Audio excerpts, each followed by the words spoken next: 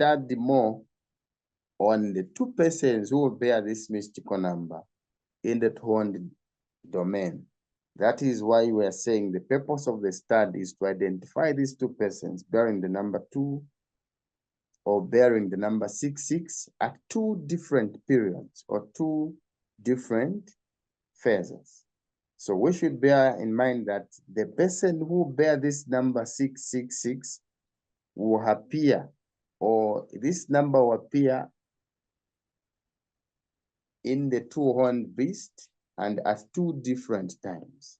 Then we also further want to see how we can identify this person. And we will discover that this person bearing this number in both phases is going to be identified by his or her achievements, because it's only by these achievements that we'll be able to identify this person having the mystical number. And the reason is simple as to why we have to identify such a person by these achievements. It's because the number is mystical. Only the achievements can be used to identify such a one.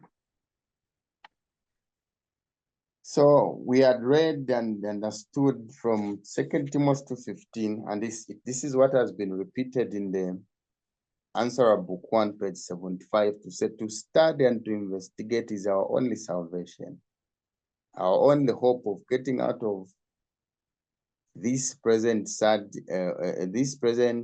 terrible, fearful deception that we are in. So if we can't study, then we are ready to be doomed or to be deceived. That's why we have to study and study so that we can divide the truth from each truth, which one and which one, which one and which one should be here or there. So we are told to say his only hope of protection in keeping him from plunging into the abyss.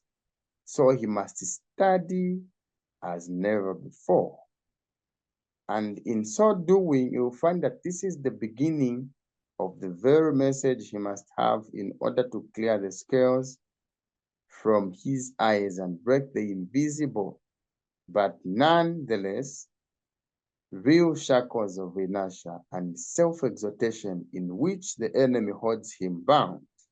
So that's the end of the quote from 1 Answer 75. So even in our study, we are bound, or we are duty bound to study and study so that we can understand this truth of the mystical number, or the number 666 being bared by two persons.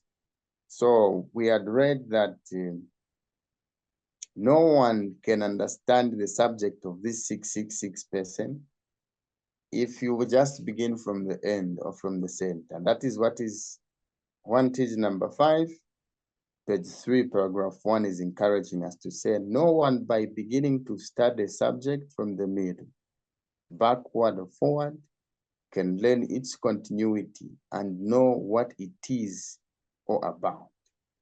If one is to learn the full truth of a subject, if one is to learn the full truth of a subject, he must study it in its entirety. Dogs and cats, not civilized human beings, start eating the slice of pie from the center out. As intelligent human beings, as God's people, we ought to eat the pie correctly. So when we are talking about the number 666, most of us Seventh-day Adventists, we don't see it from the beginning. We just see it from the end. No wonder we see people are more focused on, no, there will be a decree. No, people will not be buying when the 666 is enacted.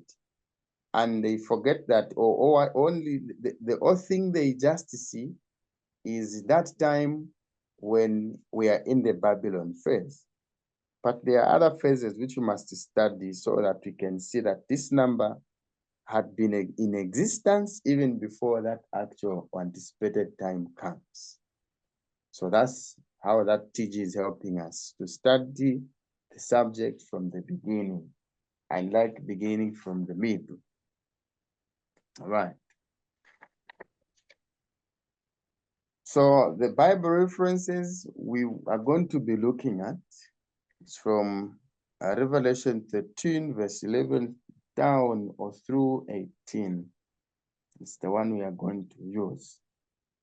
So it's saying, rather, these are going to help us to locate where the number 66 has to be found. It reads, "And I beheld another beast coming up out of the earth, and he had 2 horns like a lamb, and he spake as a dragon." For me, I only see this first verse as the one which you must first fully understand. "And I beheld another beast coming up out of the earth, and he had 2 horns like a lamb, and he spake as a dragon. And he causeth all, both small and great, rich and poor, free and bond, to receive a mark in their right hand or in their foreheads, and that no man might buy or sell, save he that had the mark, or the name of the beast, or the number of his name. Here is wisdom." Just 3 words. Here is wisdom. "Let him that hath understanding count the number of the beast." So the counting of the number, the knowing of the number, the understanding of the number, 666, it's not for everyone. It is for someone who has wisdom.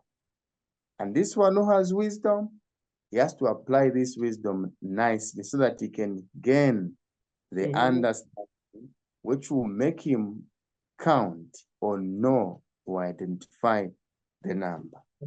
We are told that this number is the number of the beast, for it is the number of a man. And his number is 666. Thank you so much for that. So I have appreciated the 2 underlined statements in verse 11, which we are from reading, which says, "And he had 2 horns like a lamb," well underlined. Then the next point, the conjunction comes in to say, "and he spake like a dragon." Again, those words were nicely understood or underlined rather. So that's how we are going to move so that we can at least ascertain where these numbers are coming in.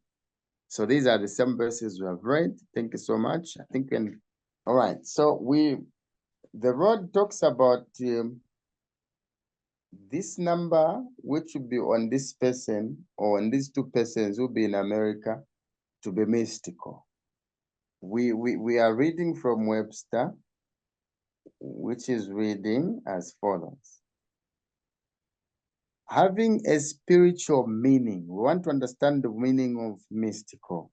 When something is mystical, it means it has a spiritual meaning or reality that is neither apparent to the senses. It can't be ascertained by the normal senses or the human senses. Nor obvious to the intelligent. It can't even be noticed by our human intelligence, or of relating to or resulting from an individual's direct communication with God. So with our own human senses, we can't comprehend it. It can only be as a result. Okay, our understanding of this mystical number can only be as a result of God's direct communication with his people. When God communicates to his people, it's only them who can know that. That's why I was emphasizing on those 3 underlined words to say, here is wisdom. Okay, because the wisdom is given from God. The fear of the Lord is the beginning of wisdom. So without that wisdom, which God only communicates to his saints. No one can decipher this number 666 because it's mystical. The next point we are moving to is to identify where is this number to be found. The court reads, there are many beasts spoken of in the Bible. This is true, because World History in Prophetic Symbols brings them out. There are many of them. Now the court continues, but this two-horned beast is the only one that can be termed a man. So regardless of having many beasts in the Bible, only this two-horned beast is the one which is talked about being a man. As we had read, it should be verse 18, which says, he that has understanding, let him count the number, for it is the number of the beast and the number of a man. So this beast is a man, okay? So the court reads further. It will be noticed that from the 11th verse on of the 13th chapter of Revelation, the scripture speaks of the two-horned beast and closes with the words, for it is the number of a man. And his number is 666. Therefore, the mystical number 666 belongs to the two-horned beast and none other. So this statement, therefore, the mystical number 666 belongs to the two-horned beast and none other. This one breaks the chains, breaks the bonds, breaks the barriers, breaks some deceptions which we have been fed with, to say, no, the number 66 is on other beasts. There are beasts like Babylon, Medo-Persia, Greece, Rome, the leopard-like beast, and this one. Now, we are emphatically guided that this number belongs to the two-horned beast. So now, this two-horned beast, according to Great Controversy 440, 441, it talks about the rising of this two-horned beast, or it comments about the rising of this beast from the earth. And Sister White there states that this two-horned beast cannot be mistaken with other nations, but it fits and specifically portrays the characteristics of the rising of the United States of America. So the beast itself, which is being talked about, is the United States of America, which rose with innocence and all those characteristics which are described there. Now, before we move, however, there's one statement which we hadn't finished, which said, however, we may not conclude that no one before it could have such a number. So this statement is big in its own because it's the one which is bringing the two phases we are talking about, okay? It's the one which is bringing the two phases we are talking about, because the statement brings two instances. It says, however, we may not conclude that no one before it, not before the beast, no, but before the beast speaks as a dragon, okay? Because most of us, our eyes are fixed, or they only see when 666 is implemented in the Babylon phase, or during the Sunday law, or during the loud cry, if you like. Now, before that, there could have been one who still bear that number 66 before America speaks as a dragon. The two-horned beast is the only one representing a local religio-political government. Therefore, of him alone can it be said it is a man. So this two-horned beast we are talking about, it's a local beast. That's why we are saying there are many beasts in the Bible. And these beasts which are in the Bible, they are universal beasts. In short, they are universal empires. We've got the lion, two-winged lion, the bear, the leopard. All these were universal empires. They were ruling the whole world. Now, this one, it's not a universal empire, but it's a local religio-political government. So this is how the US has stood up. Then the emphasis is, thus whosoever shall stand at the head of that persecuting powers described in this chapter and represented by the beast is the one who shall bear the mystical number 666. So America being a local religio-political government, whosoever will be at the head, whosoever will be the president, whosoever will stand there as the head is the one who is going to bear that number 666.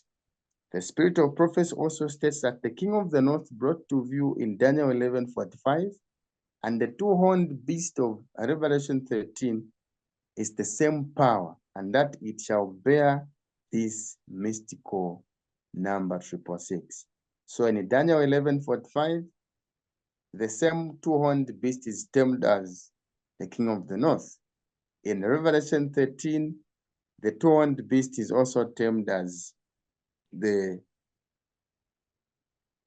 two-horned beast is termed as the lamb. Okay. So these are two different times. In Revelation 13, is happening at a different point. So the phases of the 666 application, according to the statements brought about by inspiration, the mystical number belongs to the two-horned beast. And America, being the two-horned beast bearing this number, exists at two different times, determined by its governance mode. So the person bearing the number in America will exist twice. Okay, will exist at two different phases. So now these phases are well identified by the governance. One, the first phase is constitutional governance. So in this constitutional governance, it is also called Assyria phase. Why do we call it? Because this is during the time when it rules like a lamb, allowing religious liberty, and someone bears the number 666. So before we move from this, we had read the statement which said he saw the the beast rising. He had two horns like a lamb. So that statement, two horns like a lamb, depicts this phase, which is constitutional. The lamb is showing that people are free. They've got religious liberty. They've got rights of worship. They can worship God freely without being forced. Hence, we see it to be constitutional. And this is the phase which is depicted by it being like a lamb. Okay. So the next phase, phase 2. So in phase 2, we are finding another type of governance, which is dictatorial. Okay. In this dictatorial, we'll find that another person will bear this number. This dictatorial phase is also called Babylonian Phase. Why? Because in this period, it will take away all the religious liberty from the people. People will not worship God that they want, but all the rights will be taken away, and people will be dictated on it will be dictated to on how they should worship, when they should worship, and what they should do when worshiping. Hence, we are saying that this phase, it will be the one where people have put much more focus, which is coming in Babylon phase. So in this same phase again, will see another person bearing the number 666. And this is the phase now where America is speaking like a dragon because it's dictating. People are grabbed of their rights. Hence those two periods of governance. Thank you so much. I mean, I feel like we can almost see who's going to be, who's going to be a contender for that in America because what's going on, but it's not completely sure because, like you explained, we have to look at the achievements. Exactly. But American government is changing drastically right now through the Supreme Court, and the conservative right is planning a huge overhaul of the government. And so we might see things changing rapidly. I know Ellen White says the last movements will be rapid ones. But I think what we're experiencing right now is a lull right before the conflict, right before everything starts happening rapidly. And she talks about that too. So we are to have why the world will wander after the beast. The next one, please. We have to understand the reasons as to why the whole world will wander after the beast, or the reasons as to why the Bible says the whole world will wander after the beast. And some of the reasons are the ones you have already outlined to say there are many beasts in the Bible. But where the number is placed is on the two-horned beast. So others, they don't see it in that way. So they see the two-horned beast to be friendly compared to other beasts. Hence, they misapply or misplace the mystical number 666 on other beasts. So we read from tract 12 tract, page 27, paragraph 1, which reads, the prevailing belief that the number 666 is the numerical identification of some other power is the spawn of the prince of darkness and is calculated to conceal, if possible, the identification of these two-horned power. Inspiration puts the number on the two-horned beast, and there we must leave it. The number is finally made up. The servants of God will be able to convince all the wise as to just whom the beast symbolizes. So, the belief that no, this number is identical is what has killed most of us, because the belief has changed. Because we want to literally see this number placed on the forehead of Savior Chisha, on the forehead of Pastor Who, on the forehead of President Who. So we see it to be identical and not mystical. That's where the problem is. That's why we are taught that if we can be thinking, or if we are thinking in that line, then it means we are in the spawn of the devil. We are in the deception of the devil, a big deception for that matter. That's why you find that the placement of this mystical number is wrongly done, because people look to Rome and look at the crown of the Pope and look at it. They see the words well written as Vicarious Filii Dei. Then they take those letters, convert them into numbers, and they come up with the number 666. And they become convinced to say, oh, wow, this is the man bearing the number. And that is very far from it. That's why we are taught that this issue of placing the mystical number 666 on other beasts is just the way of the devil to conceal or to cover up the evil intents of the two-horned power. Because the two-horned power is the one engineering that. Hence, those who are wise, they have to see and give the warning to the people. Okay. So because of this, we find that the warning of God is not well heeded or understood. So we read chapter 12, page 27 again, paragraph 2, it reads, "We now see, though, that no one who studies the word of God need be deceived when this power does appear on the stage of action. Yet, notwithstanding God's warning against giving allegiance to the beast, the world forced to give heed, with the result that even after his number is made up, he causeth all, both small and great, rich and poor, free and bond, to receive a mark in their right hand or in their foreheads." People, you can't understand how understanding comes. The number, we are told, it has to be left on the two-horned beast. Now, because people have trusted so much in the United States of America, and they don't think evil of any evil to come from this country. So, and because of that, that's why now you see that people are giving allegiance to the beast, because they only see good things coming from there. America is good at assisting, especially us who are outside America. We've got a lot of aids coming from there, and we don't see anything evil to say, no, they can come from there. So no wonder we're finding that inspiration is now saying that, and as a result of not hearing or adhering to the warning, even those who are great, rich, and poor, the most learned men, the elite, they'll still fall for that and receive the mark.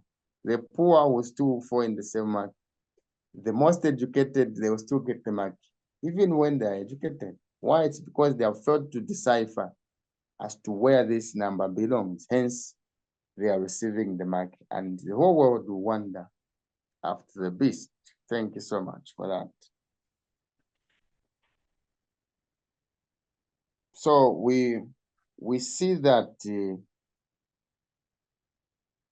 because of the misapplication of the number, the mystical number 666, which we have just looked at, people place it on the Pope to say, no, it's the man bearing the numbers 666. People think of the computer code, the beast, which is in the European side there, which keeps the names of the people who bear the number 66. Then others have applied the number 666 on the scanner.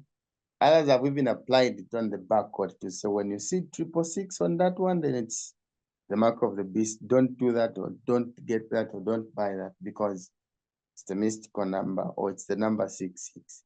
Because we see it to be identical, and we have failed to comprehend that it's mystical. Thank you. So with those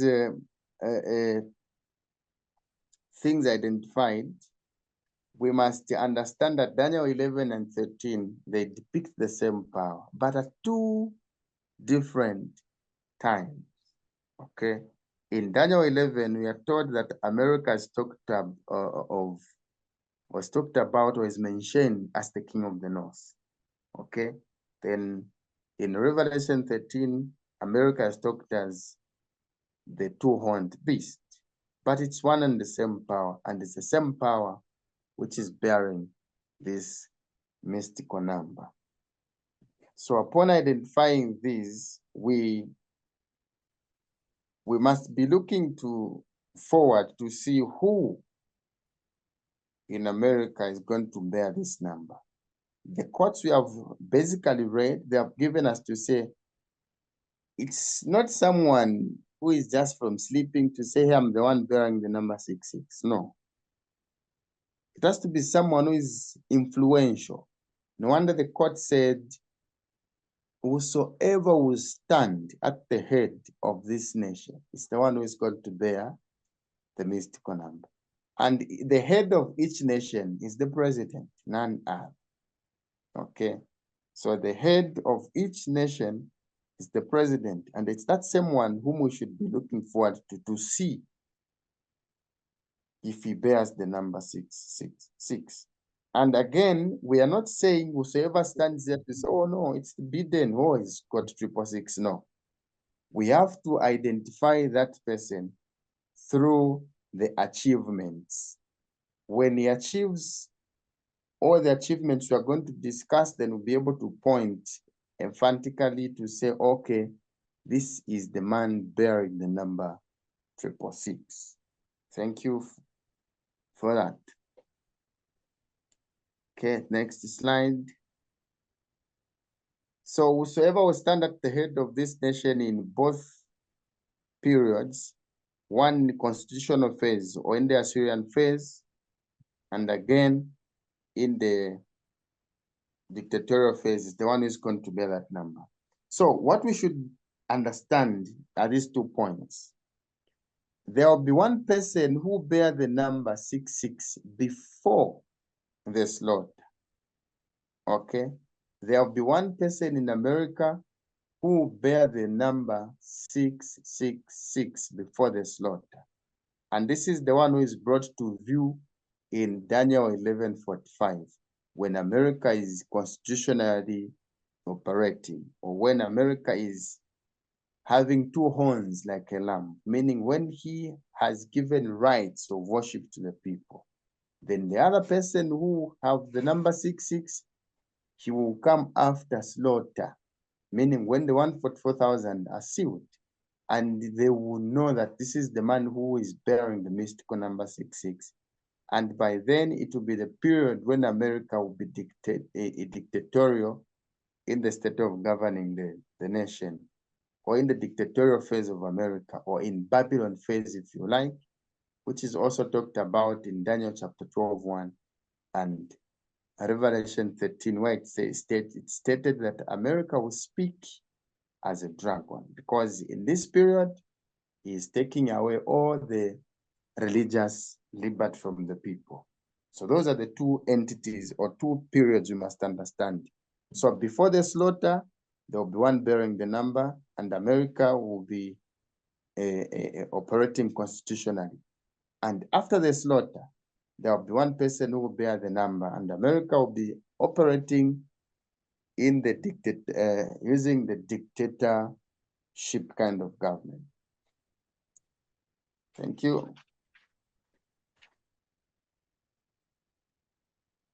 So, as I stated earlier, we can't just say, no, whoever stands there is the one bearing the number just now. No. The only way we can emphatically state that this one is bearing that is by the achievement. And what is more interesting about prophecy, when some events are taking place, that's when we can understand them. But before they take place, we can't. Some events, according to what prophecy says, we can understand them after they have happened. So even with some, the events we look at, some we will see them after their fulfillment, and some we will see them maybe during their fulfillment. So these achievements are the ones which are going to help us to identify the person bearing the number 666. So we'll use these 3 major events. Right, next, thank you. So achievements or major achievement number 1, using the events or the achievements. So the major event number 1, which will be able to identify to say this man, the one bearing the mystical number 66, it's the Assyrian Confederacy, which will be during the constitutional rule or Assyria phase. Okay. So this confederacy, we call it Assyrian Confederacy because of more of the reasons which I mentioned in the road to say Assyria has even come down now, or because of the leopard-like beast, which is talking about the nations coming up together. So we want to read something from what inspiration says. So the man bearing the number 66 in the Assyrian phase, when America is like a lamb and is the 60th king of the north, is going to engineer the Assyrian Confederacy by federating the Protestant nations. And this is what Nahum chapter 1:11 talks about, the folding of thorns. So now let's read what inspiration says from 2TG, from the next slide, where we are finding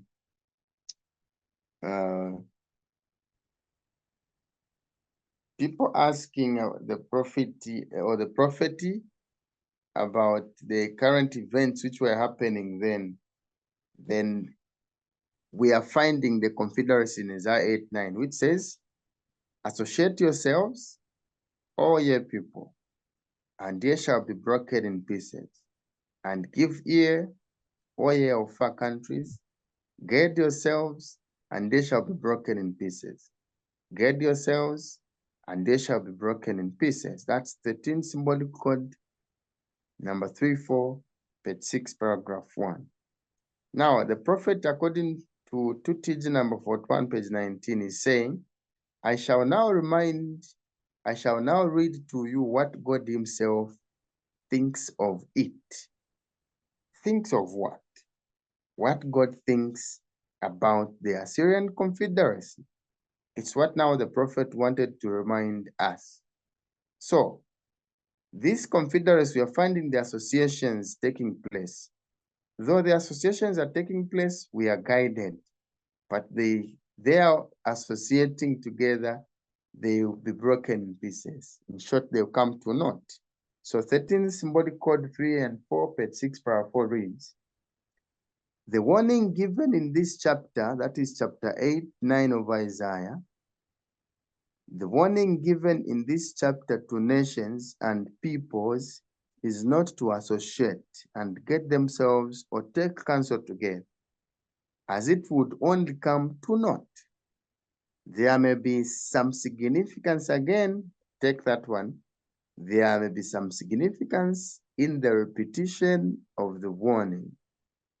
If so, it would indicate that either 2 or possibly 3 attempts would be made among nations to associate and gird themselves, and it would only end in complete failure. So, in this confederacy, the prophet is emphasizing that these repetitions of getting themselves, they must have some significance.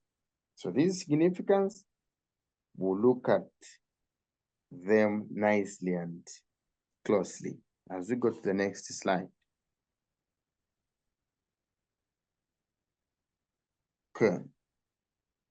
So this confederacy, who engineers it?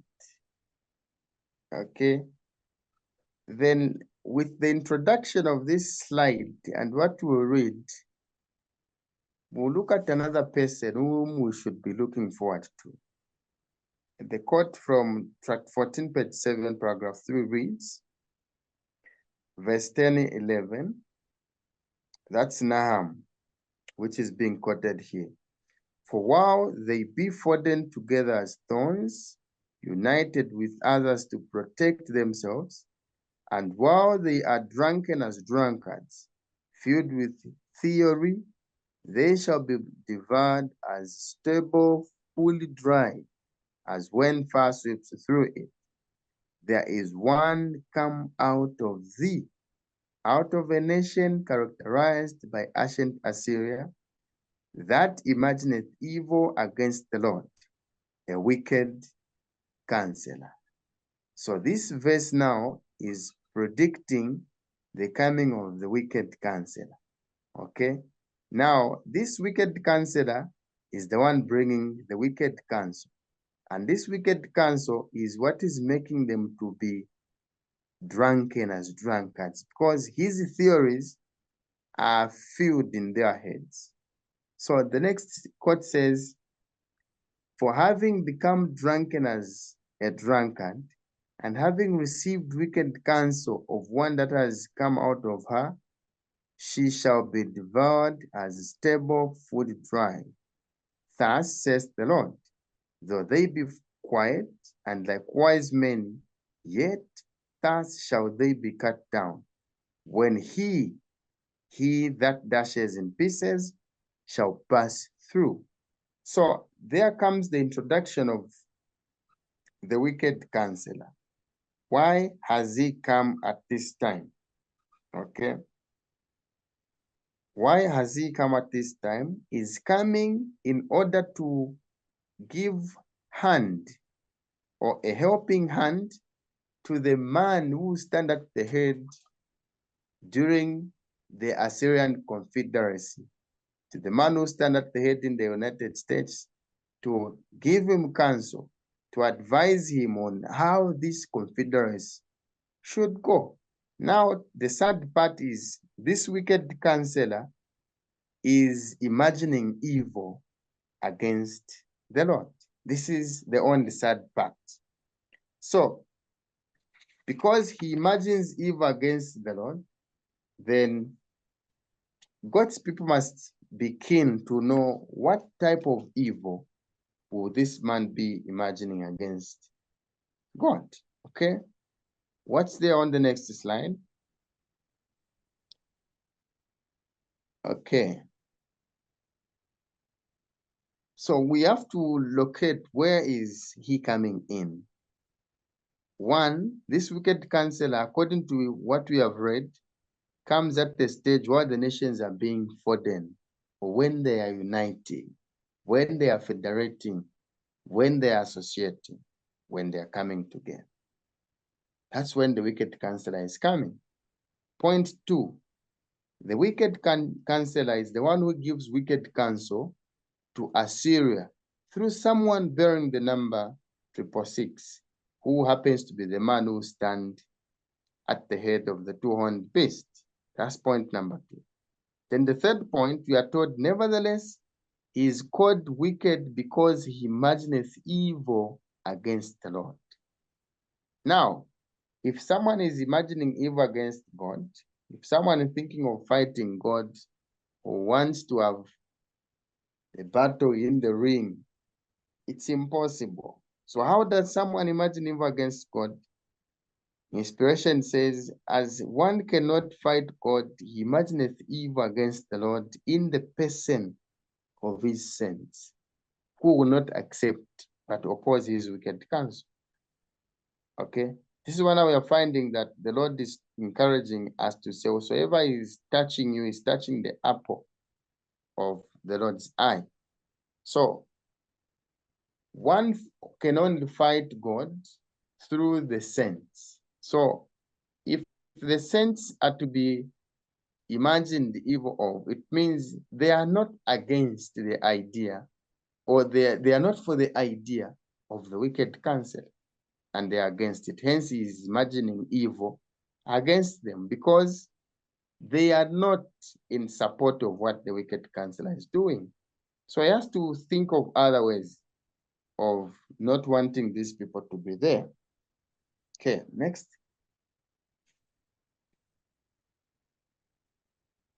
All right. So we are taught that as a people, we are guided nicely not to engage ourselves into these confederacies. That's if you're reading Isaiah 8:12, it will state clearly to say ye not a confederacy, to whom these people shall say confederacy.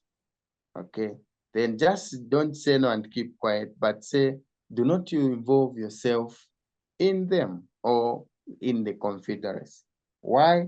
Tell them to say, because the Lord has spoken to me with a strong hand, because the strong hand which is there is the truth, which we are now studying.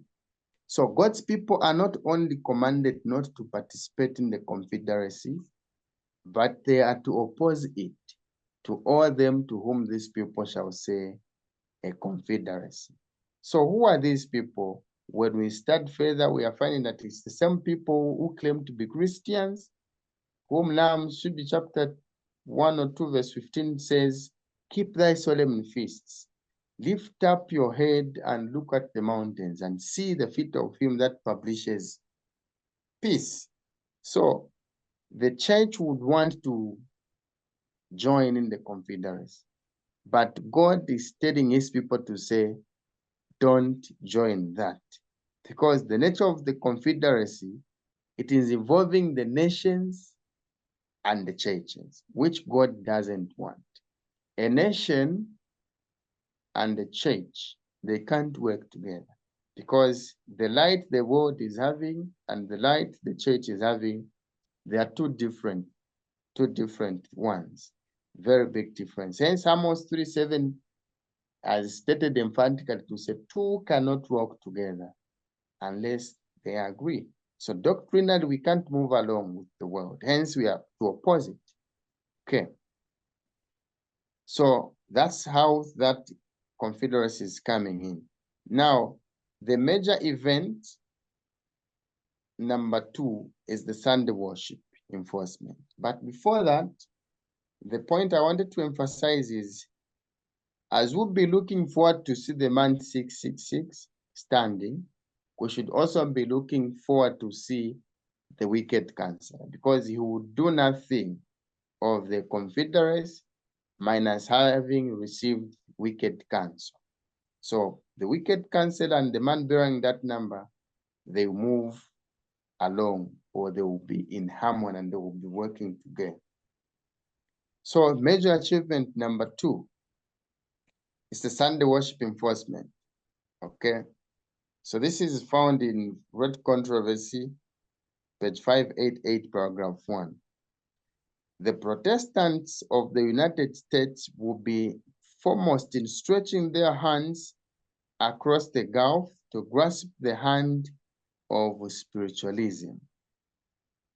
The Protestants of the United States will be foremost in stretching their hands across the gulf to grasp the hand of spiritualism. They will reach over the abyss to grasp hands with the Roman power. And under the influence of this threefold union, this country will follow in the steps of Rome in trampling on the rights of conscience. So during the Assyria phase, when America is constitutionally operating, we are told that he will be trying to work with the Roman power. How?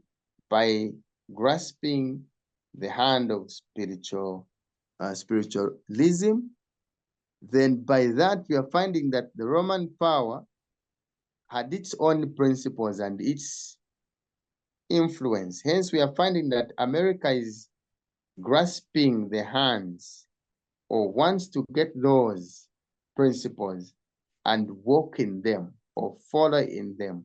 So we are saying this country of America will follow in the steps of Rome in trampling on the rights of conscience. So we said these rights of conscience, they are one and the same as religious liberty, or the rights to worship. So what Rome did during the Dark Ages, he had to trample down those rights. You won't worship according to what the government then, or the church then, wanted. And this is what made America to be the Protestant nation, because they fled out from that. And when they came there to the land of America, they declared to say, in God we trust. And everyone has the right to worship God freely, without his or her conscience being controlled by someone. So now we are seeing that America is now trying to do again what Rome had done before. So that will affect the sense of God in terms of worship. Okay, thank you. Next slide. Now we are taught that America can only trample down the rights of worship or the rights of conscience if he stops protesting, because America is one of the forerunners of Protestants or Protestantism among the nations who are called Protestant nations. So when the nation for which God has worked in such a marvelous manner, and over which he has spread the shield of omnipotence, abandons Protestant principles or runs away from the Protestant principles or stops protesting, okay, and through its legislature gives countenance and support to Romanism in limiting religious liberty, then God will work in his own power for his people that are true. The tyrant of Rome will be exercised, but Christ is our refuge. So what we are seeing here is, in the Assyrian phase, in the constitutional phase, America is going to swift or to switch or to change through the legislature. Again, we have seen. So they would try to change or to enforce the Sunday worship through the constitution. Okay, because it's the legislature which are involved in changing the rules or the laws of a nation. So when it comes to religious liberty, it's them again who have to sit and change and begin engineering on how everyone should worship. So this will not just come from the blues and on a one-day thing. We are finding that they are doing this through different associations. Okay. First thing, we've got the Council of Churches, then we've got the World Council of Churches. Okay.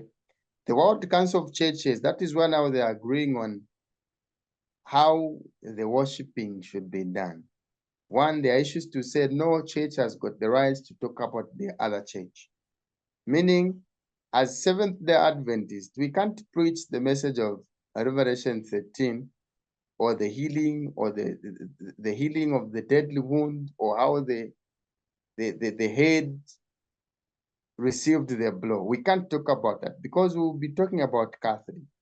So the World Council of Churches, they've got that route to say no church has got the rights to talk about the other church, meaning that we are shifting bit by bit to stop talking about others. Even when the Bible is there, you'll be restricted to say this don't talk about, because it will be talking about that nation or that board of Christians. So it's bit by bit, and people will be given guidelines on how they should worship, meaning religious liberty will be taken away somehow. No wonder we are finding that even now, this can be an example. Why do churches get furious when they see Davidians? It's because they feel we are going to expose something which they've been hiding. Okay. And what could be that? The church currently of us is preaching uniformity in everything. No, don't talk about those, don't talk about this. It's because what the world is doing, when we talk about it, it will seem as if we are insulting them. But that's what the message is saying. So when they see us, they are like, no, don't talk about that. So even when we are there in church, we'll be restricted on what to talk about. Now, as the time is getting closer and closer, we'll find that it will come where restrictions will be given in terms of worship, including Sundays, will be declared to worship. That is why now Sister White had to confirm in one of our testimonies to say, when Sunday comes, what we are supposed to be doing those days or those Sundays, have Bible studies at home, or do some charity work, be moving, and have some open air preaching in those days, so that we are not counted as violators of the law. So it will be those times when we should use our common sense to be studying within our houses during those Sunday days. Thank you.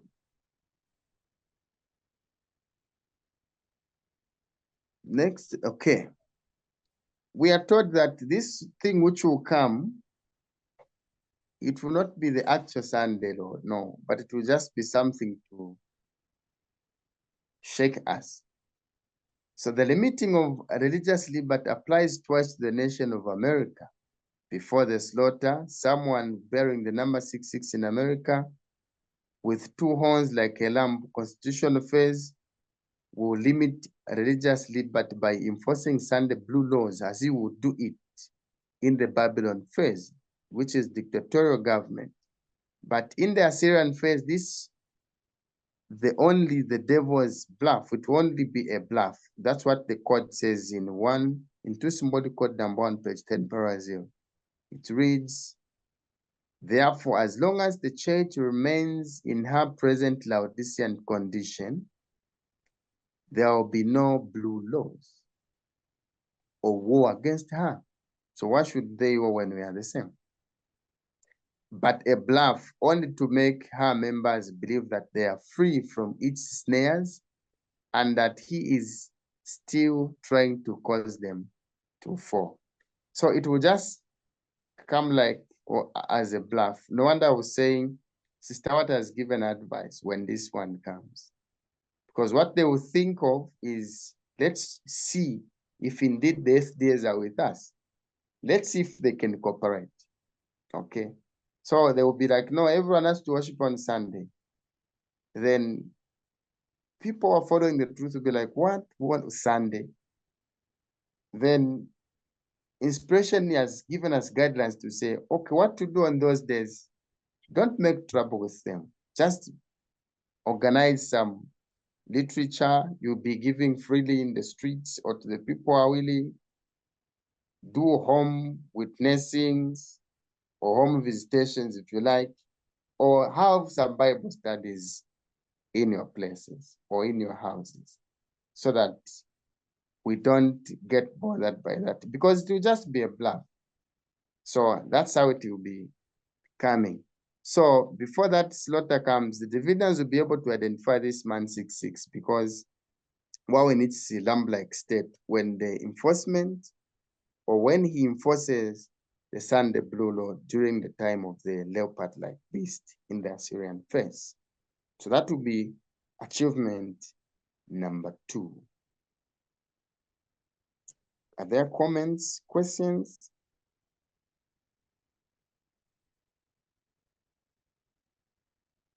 Additions as we move to the next slide?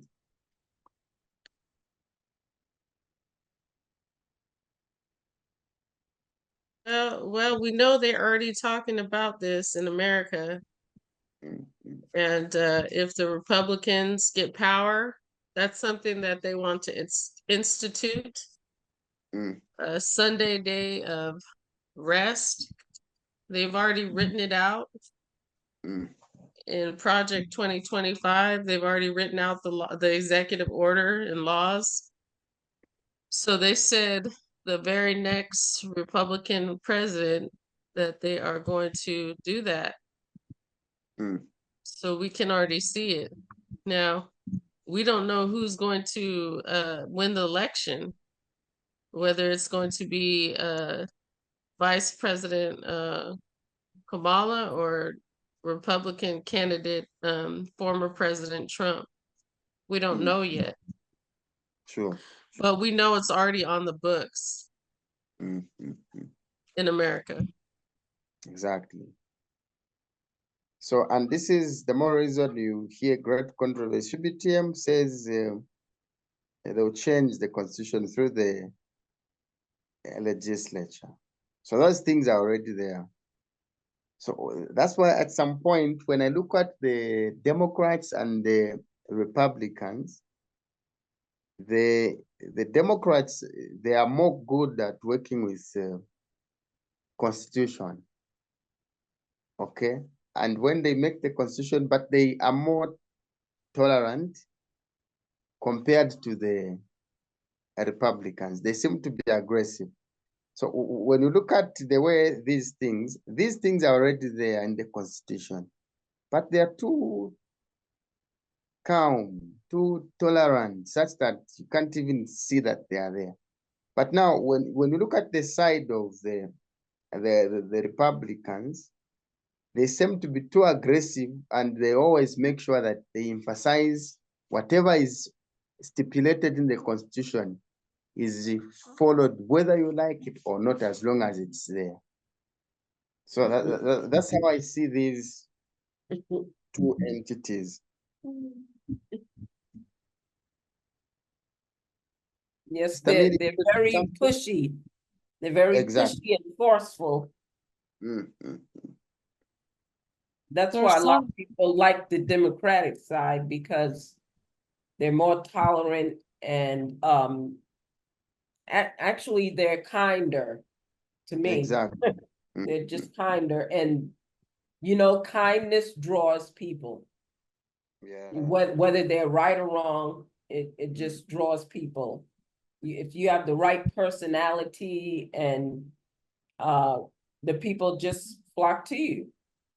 Exactly. But I don't agree with either side, because the devil is using both sides. Exactly. So they're all one. They're all one. When the lights go off and they go in the back rooms together, they're all one. So yeah. So actually, Yes. the Democrats, I see them to be more dangerous because they trap people. And from what I see, the devil works with them more compared to the Republicans. Because the Democrats, their tolerance is seen as kind. And people are going there in number, and they are falling for that.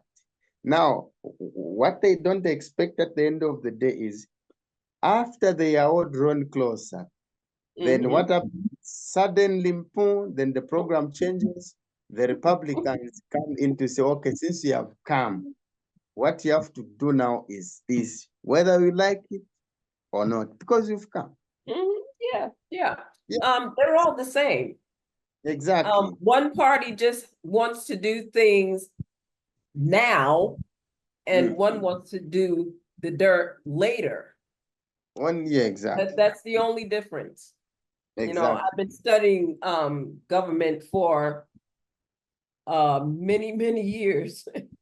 And it's part of our religion to know about our government. So, you know, neither one of them fool me, because God already told us what's going to happen. Exactly. You know, it's just a matter of time. Sure. You know, if God wants to give us more time to gather the 144,000, maybe the Democrats will win. But if they don't, and that Sunday law is closer than what we think, well, we will have to deal with it. Exactly. You know, so I don't know. These people they're devilish. Both sides, they're devilish. There's something else going on too that looks like it might be going along, help us to see what's going on, and the religious our religious freedoms being taken away. And that's this bit of this chip that's being put into people's brains. Is now coming to be to where it's going to be pretty much kind of forced onto those who are disabled. And if they don't take the chip, there's the possibility that they will lose their benefits. That's being brought out. So I'm seeing where it might come into play along with this. Yeah. Because both Democrats and Republicans are in agreement with it. Yeah, I told y'all they're all the same. And you know, they I don't know if they started yet putting the chips in babies when they're born. You don't get a paper birth certificate anymore. Yeah, that's what they put the chip in the baby. Yeah, it's gone crazy. There's already been somebody that they have put the chip in their brain. And they came up with something went wrong with it, but it's been fixed. It's already been fixed. And so now they're saying that the ones that they're going to look at are those who have amputees, like no legs or arms and stuff. They're going to use this chip to help them to be able to actually walk and use their hands now. Yeah, right. So yeah. Yeah, they can help them to walk and they can help them stop walking at any time. Yeah. Anytime they feel like they want less people in the world, those people are gonna be gone. I want to kind of share something for the sake of the video, because we are going to post this on our YouTube channel. And we did go talk a little bit about this, but something that Brother Savior said on the PowerPoint, he said in Testimonies to Ministers, page 206, when the nation USA, for which God has worked in such a marvelous manner and over which he has spread the shield of omnipotence, abandons Protestant principles, and through its legislature gives countenance and support to Romanism in limiting religious liberty. Okay. We are right at that point where they're starting to work through the legislature, and I'll show you. I'll show you what it is, because they have started through the Supreme Court. Yeah. And the Supreme Court is redefining the legislature. Okay, so this is what happened. I added to this and said the American political landscape, it's begun to change drastically in the last decade with accusations of election fraud. That started with the Bush administration, the second Bush, and then the hostilities between the two ruling parties, the Democrats and the Republicans, have deepened into an irrevocable divide with the development of a radical left and radical right. So what happens is how the left is working and the devil is manipulating both sides, is it swings far left, but then the reaction of the religious right is to swing further right. And that's what's happening in America. The pendulum is swinging.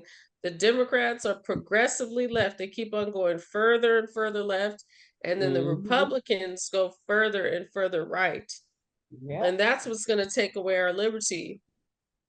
But a new era of the push and clamor for power by the far right religious party recently led to an insurrection on January 6, 2020, where Trump supporters who claimed election fraud stormed the U.S. Capitol in an effort to stop the election of current President Joe Biden. It was a very violent day. People were killed. They got into the Capitol and they tried to stop the election. So since that time, since the insurrections, and in the time since the insurrection till now, the Republicans have started an aggressive strategy. They've changed their strategy drastically, and that they are not just seeking to change on a presidential level. They're not just trying to win the presidential election, but now they want to execute a sweeping overhaul of all federal departments, law enforcement agencies, housing, economic, environmental policies, and they want to put in their Republican, ultra-religious, ultra-conservative picks. Okay?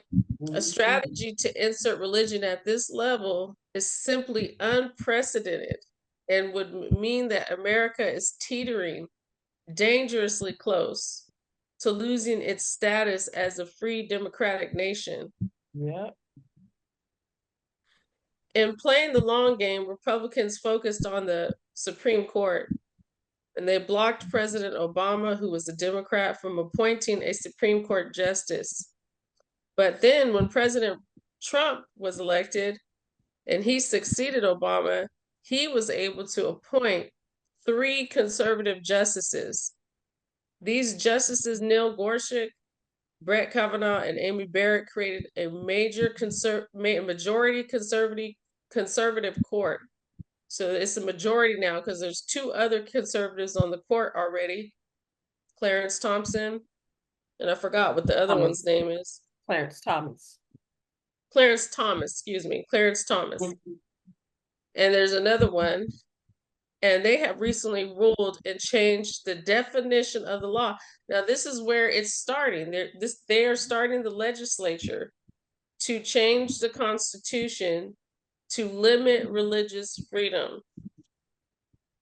Okay, and so how did they do that? They did 3 rulings, and this is not even all of them.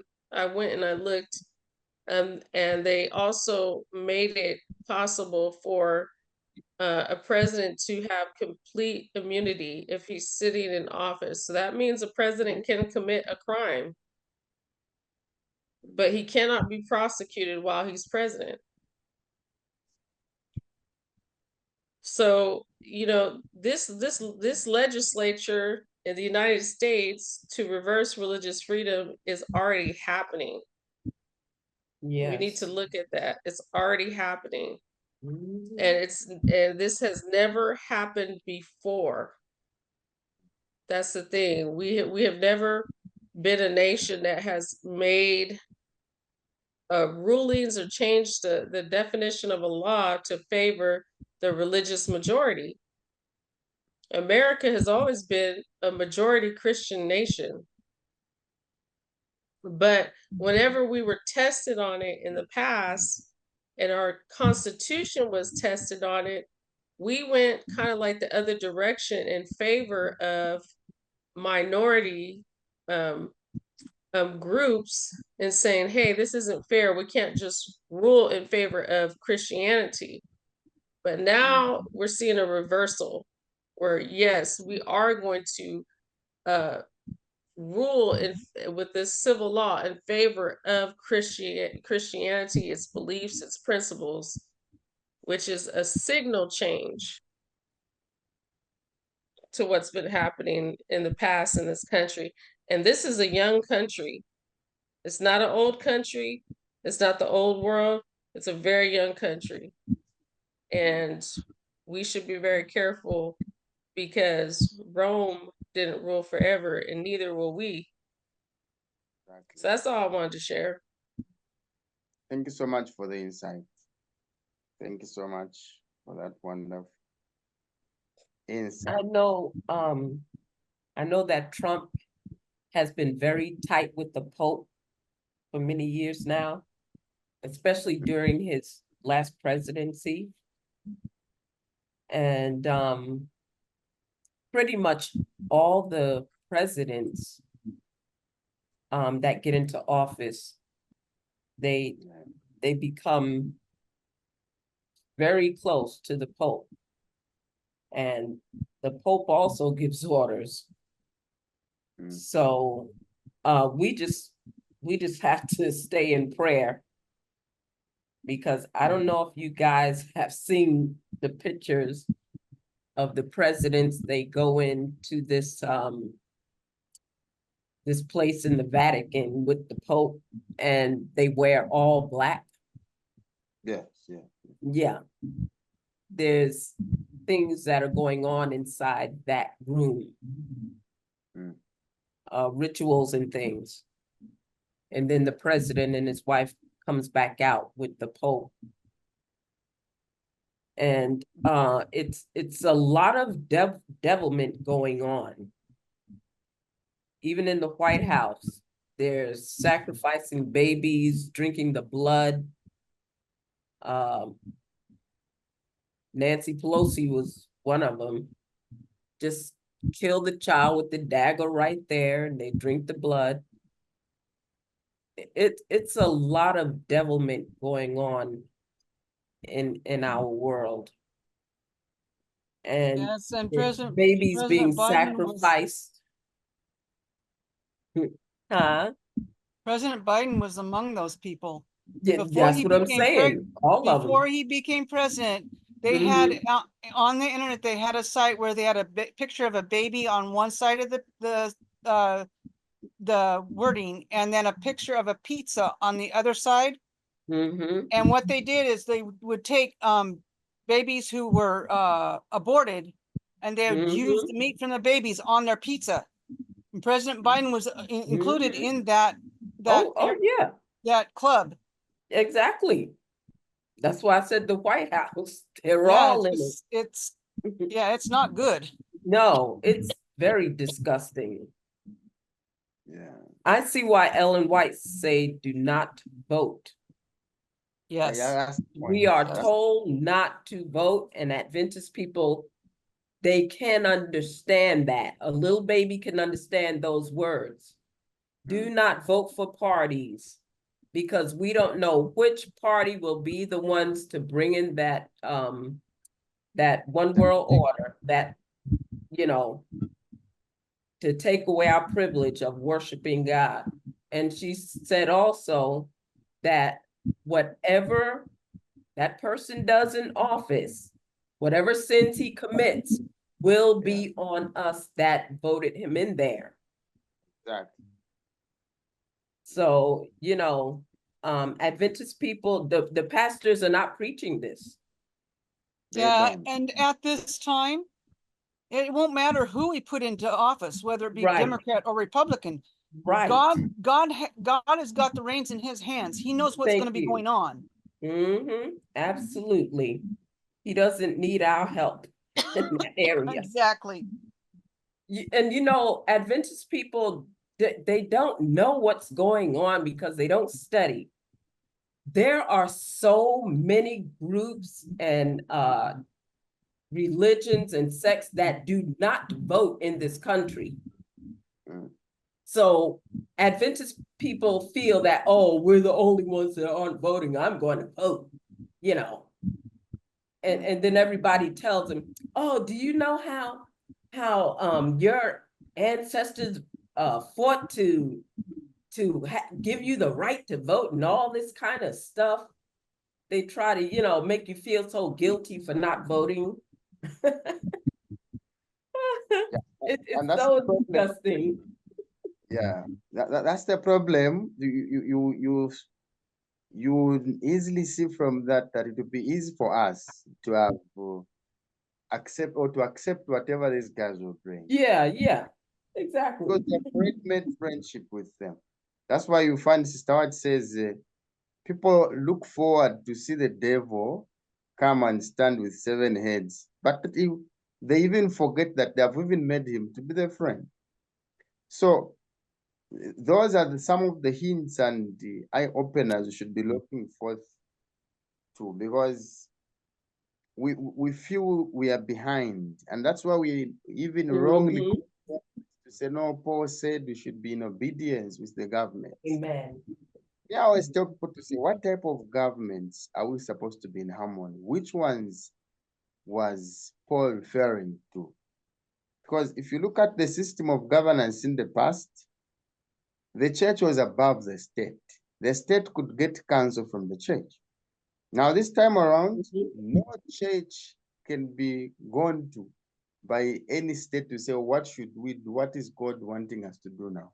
So things have turned upside down, and we are in full support of that ignorantly. Yeah, that's why God will punish us, and that's the more reason you and I were not liked when we go to the churches, because they know we tell them to say, don't do that.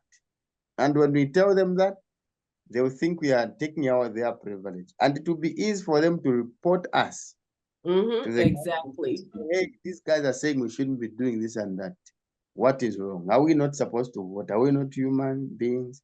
So all those are some of the issues that will lead even to the time of trouble and other stuff that will will be upon the people of God. I would like you to go to the next slide because I have a question on the timeline in the Assyrian Confederacy. Exactly, that's where we are now. So, besides the two achievements, we have now come to the third major achievement, which is the last, which is the Assyrian death decree. This Assyrian death decree, I can't say much because most of these things are the ones you are from discussing. To say, when we tell people not to do something, they will report us to the government. And when they report us to the government will see us to be enemies or rebels of the government. And those who do those reportings, they are the brothers whom we have with in our churches. So to fully understand very well this death decree, we must remember that someone bearing the mystical number 666 in Assyria phase is not working or operating alone, but is being advised or counseled by the wicked counsellor. Hence, it will be easy for the wicked counsellor to say, how can these people say don't vote? How can these people say don't do that? So these are not in harmony. What should we do? What's the purpose of keeping them? Better they are gone, we forget about them. Okay, so now with this, the wicked counsellor will think of exterminating those who will be opposing this confederacy. Because Christians, those who are Rhodists, they will not be part and parcel of this confederacy. So why? It's because we will not move in consent to what they, or to the ideas they will bring. Hence the counsel to say, let them be taken away. So it's at this point now where the spirit of prophecy is coming to say, that's early writings 282, paragraph 2. I saw a writing, copies of which were scattered in different parts of the land, giving orders that unless the saints should use their peculiar faith, give up the Sabbath, and observe the first day of the week, the people are at liberty after a certain time to put them to death. So this is now what is bringing the death decree. It's because we will not, one, be part and parcel of all those happenings, and will not even allow our people who are in the church to be part and parcel of that. And that is what will bring the time of trouble and the death decree at the end of it all. Next part.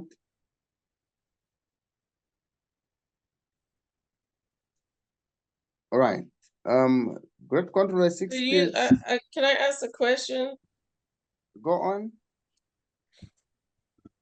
What did you say brings the death decree? Okay, what is bringing the death decree is the opposing of the confederacy. Okay. Exactly. Mm-hmm. So okay. Okay, thank you so much. I wanted to add something. Now you're clear.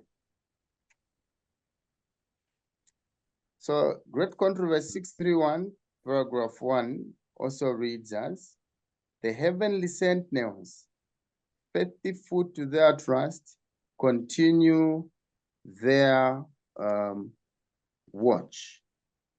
Though a general decree has fixed the time when the commandment keepers may be put to death, their enemies will be, in some cases, anticipate the decree, and before the time specified, will endeavor to take their lives. So, due to the opposition of the confederacy, people will have to suffer some trouble. And at the end of the trouble, or before the end of the trouble, the government will sit to say, these who are against us on such and such a date or day, they have to be put to death. And we are only seeing that it's only God who protect his people, as we had read from 206 of TM, to say God's people will find refuge in him only. So the faithful sentinels from heaven, they will be there to be watching over those who are true to the principle, and they will not die because God would deliver them. So this will be the major or the third major achievement, and Davidians will be able to identify the person bearing this number, because he would have to decree this. And they will know that, oh, indeed, then it's this one, because he has brought the issue of the death decree. So through the eye of inspiration, we can see that these three major achievements of the Assyrian Confederacy, or during the reign of the leopard-like beast, will be duplicated during the reign of the woman Babylon, during the scarlet-colored beast. In other words, these three achievements in the Assyrian phase, they will be a type, okay, and Babylon will be antitype. So these will be achieved when America is constitutionally operating. And the same achievements, they will be used, or there will be a duplicate, or there will be a photocopy of what will be happening in the Babylon phase, when America will speak as a dragon. Okay. So during the Babylon phase or dictatorial phase, there will be a confederacy too, okay? So this confederacy will come after Assyria loses World War II, which will be resumed. Then the Man 66 dictatorial government will engineer a worldwide governmental setup with the woman Babylon sitting on the back of the scarlet-colored beast ruling the world. So this is when I will see more of like what we discussed about the Republicans being aggressive. They'll force the woman to sit on the scarlet-colored beast, meaning the worship is used, but the worshiping is wrong. Okay, hence we are finding that the same principles which were in the Roman regime, they will still come back by saddling the woman on the scarlet-colored beast. So we must note that this confederacy will not be engineered by the wicked counselor, but by the false prophet. So these are the two different persons. So the wicked counselor is in the Assyrian phase.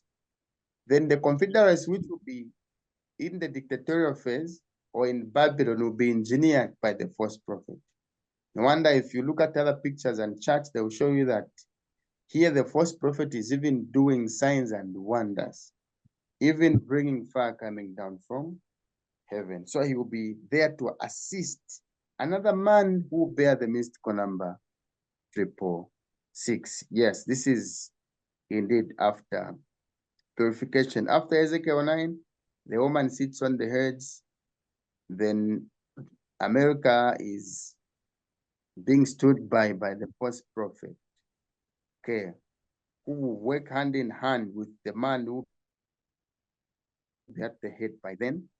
And because they will attach a religion to that to deceive the people so that they see that this, even this same worship they are in is fine, they'll be referring to that false prophet who will be claiming to be used by God. And the people will follow that, and the majority will accept, and it will be the wrong thing because it will be a trap for them. Right, thank you so much for that one. So in the dictatorial phase, there will be a confederacy. It will be engineered by the false prophet. Then achievement number 2, which is the Sunday Blue Laws. This will now be more into action because it will be a decree, okay? It will be a decree because the false prophet will assist or will give counsel to the man bearing the mystical number 666 to say, put that into action. And people, whether they like it or not, they have to obey it. And that's it, finding that the people will receive the mark on their foreheads or on their right hands. If not, they will not be able to buy or sell. The purpose of this one is to make sure that the 144,000 have got no food, because it's only them who are keeping the Sabbath. But to their surprise, food will be there. Now, after seeing that, no wonder we see that the devil was furious with the woman. He went to make war with the remnant. So he has to make sure that these second fruits the great multitude rather, they've got no access to meet the 144,000, because once they meet them, they will know the truth. And the evil intents of the false prophet and the man bearing that number will be revealed. So it has to be a decree, and they have to enforce it whether you like it or not. So this deceit of causing fire to come down from heaven will cause the people to vote away the constitutional rights and give dictatorial power to one man 666. There's one quote I read to say, if there'll be a time where the world will be more beautiful than the way it is, and people will see that indeed it's peace, and peace is reigning.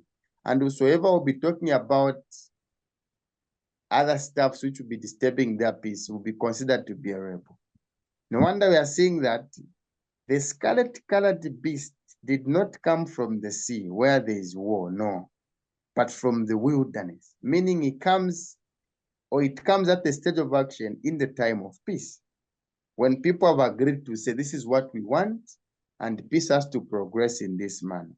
That's why it will be hard, or it will be difficult for them to say no to that, because they'll be trapped in that piece of a manifesto talking about peace. And when they see the 144,000 preaching, it will be like a strange thing them to say, hey, these guys, they have come to disturb our peace. Hence, Joel 2 talks about people having blackness on their faces. It's because they'll be like, we've been in peace, then who are these people? Where are they coming from? So this will come in, and it will be as if it will be promoting peace, but it will not be. It will be a death of the great multitude. Hence, the great company which is sealed, the Davidians, 144,000, has to break it, or they will have to break it, so that these who will be trapped in that peace state can be rescued. And it is at this time where Isaiah chapter 1 verse 18 will be fully applied to say, come, let us reason together. Though your sins are as scarlet, no wonder the leopard-like beast, the leopard or the scarlet-colored beast is in that stature depicting sin. So be calling them to come reason with us and see the impact of where they are and the importance of coming to the kingdom. Thank you. Next slide. All right, so the third major achievement is the death decree. So those who will not obey the enforced Sunday laws, definitely among the great multitude, they have to suffer the death decree. It will be there to say, if you don't do that, you'll be put to death. No wonder yesterday evening, when we had met here, we were looking at some saints who be hiding in the mountains, and we discovered that the great multitude, after hearing the truth, they have to move from where they are and go to the kingdom. And now they'll be persuaded by enemies. They have to hide in the mountains because they are scared of being killed, because it will be a decree that will be there to say, no one should do less or above this. We should be working within the regulations that we have. So this will enrage the devil, and he makes war with them at the instigation of the man 666, who would decree to kill everyone who will not worship the image of the beast. And this is what the beast will say to say, let us make man. Let us make the image of the beast. Whosoever fails to follow that is put to death. So there we see that the same achievements which are in Assyria phase, they'll be the same, which will be in the dictatorial phase or in Babylon phase. Now, the death decree is coming to affect the great multitude. That is in the time of dictatorial phase. And the death decree in Assyria phase is coming to affect the 144,000. So that is the only difference between these two phases. And in both phases, we are seeing that there is a man bearing that mystical number who will always be identified by the 144,000, because it's only them who receive communication from God by observing and seeing all these happenings. So in summary, we are saying that through inspiration or through the outline of the study which we have seen that the man bearing 6/6 appears in two phases. Okay, he appears in two phases. Then it also has been shown that there will be two persons in America who bear the mystical number 666. Okay, one in Assyria phase, one in Babylon phase. Then the saints only, the Davidians or the sealed ones, are the ones who are given the privilege to identify this man in both phases, either Assyria or Babylon, because they have to tell others to say, hey, watch out, that's the man. Then the methods of identifying these persons, we are told it's through their achievements.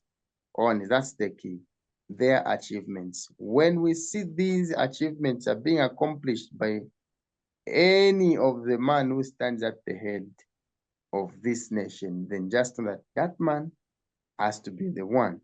So the main focus of this study, indeed, we are to study, and observations are required in order to identify the man with the number 666.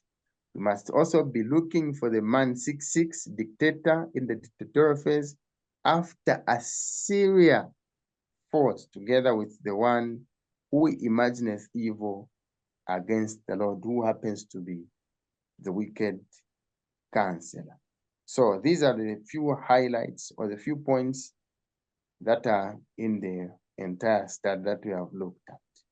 Then since I talked about 14 persons having the number, so in Assyria phase, one person, in dictatorial phase or Babylon phase, another person, then among the 144,000, 12 persons, totaling 14 persons bearing the number 666. But the 12 for the saints, it will be for identification's sake.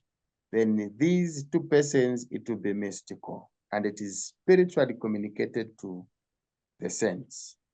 Thank you so much. Unless there are questions, Sister Hall, rather, you said you wanted to have a question on the timeline. Yes, if you could go through the timeline real quick on in the Assyrian phase and the Babylonian phase. Do you want me to pull up a chart? No problem, we can still have a look at it.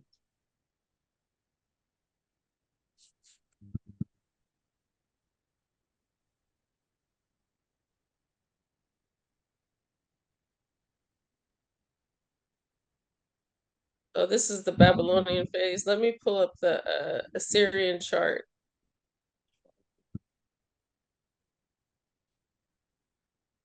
Maybe as the chart is being looked for, Sister Dorothy, do you have questions, comments, additions, or subtractions? The only comment I have really is at this time, since we're looking at the achievements, it looks like, I'm not saying it is, it just looks like that Trump might be that person, and his counselor may be Elon Musk. Elon Musk wasn't supporting Trump until after Trump had been the attempt on his life was made.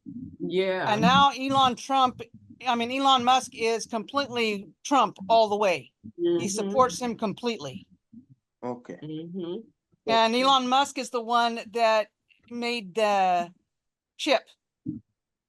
Oh. So it looks like, I'm not saying it is, but it looks like it's going that way. Yeah. Interesting to hear Yeah. that. Yes, it could be Elon Musk or JD Vance, his running mate, Trump's running mate, because yes. JD Vance is the head of Project 2025, which is trying to get the Sunday laws passed. Yes. Whereas Elon Musk will fund Trump. I don't know if he's a billionaire, but that's what I was saying. it looks like Trump is fulfilling prophecy because he's doing all those achievements. He hasn't Yes. completed all of them, but he's working on it. He's working on it. And we'll know pretty soon when he gets into office. I have a feeling he may win. Okay.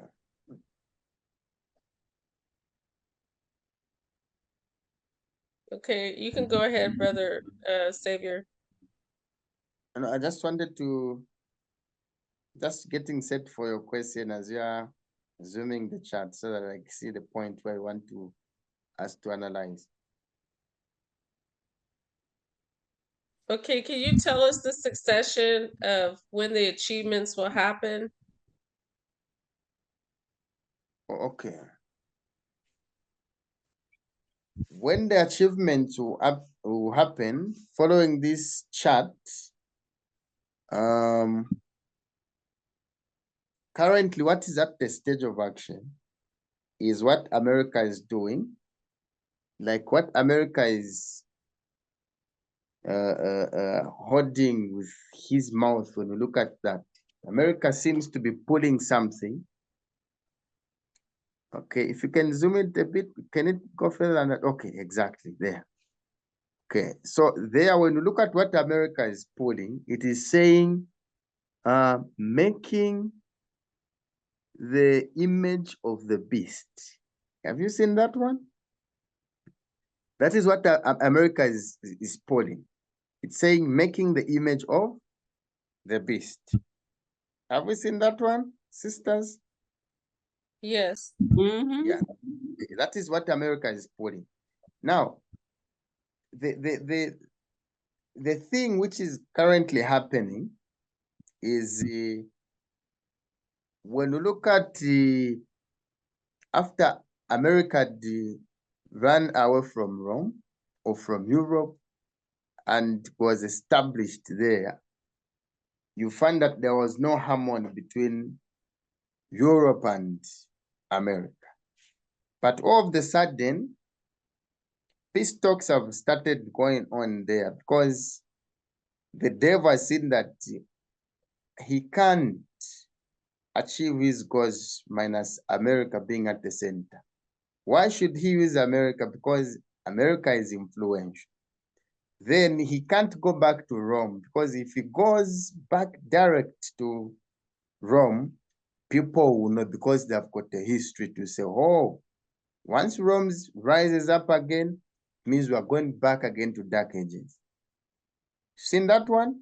So the devil comes in to use America, who seems to be innocent and who doesn't know, who seems to know nothing about the evil intents of Rome, or who seems to be protesting against the evil intents of Rome. Now, it's sad to see that in these days we are living in, TM406, GC we had read, it's saying that America now is grasping the hands, okay, or is making friendship with Rome.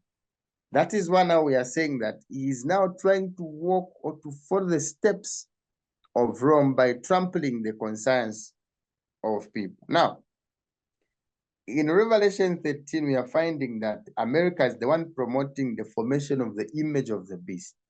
So which beast has to be formed? Okay, it's not the scarlet colored, it's not the leopard-like beast at this stage, no.